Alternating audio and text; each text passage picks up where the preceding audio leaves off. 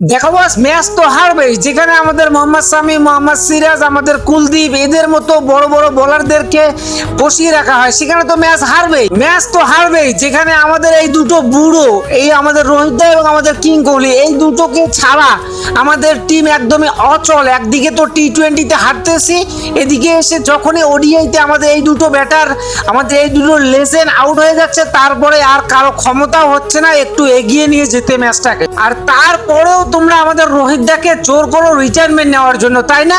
তাহলে ভাবো একবার, যদি এই মানুষ দুটো আরো ওডিআই থেকে চলে যায় তাহলে কোন পর্যায়ে যাবে আমাদের টিম, একবার ভেবে দেখো। আমাদের বোলাররা আজকে যেরকম করে শুরু করেছিল, ঠিক ব্যাটাররা কিন্তু সেরকম করে শুরু করে নাই। আমাদের গিল, আচ্ছা, আর আমাদের কিং কোহলি আর আমাদের রোহিত শর্মা, ভাই এরা তিনজন কিন্তু মোটামুটি একদমই পারফেক্ট খেলেছে। কিন্তু ওই 49 নম্বর ওভারটাতে যদি গুরনুর ব্রার ওই 23 রান না দিত না, তাহলে হয়তো আজকে প্রায় কাছাকাছি চলে এসেছি। দেখো, আর একটুর জন্য আমরা ম্যাচটা হারলাম। শুধু আজকে নয়, টি-20 বলো, ওডিআই বলো, পর দেখো হার চলেই চলেছে, আমাদের উপর চলেই চলেছে। বাকি তোমরা এখনো কি কমেন্ট করবে সেটা নিজের মতো করেই করো, আমি আর কিছু বলবো না।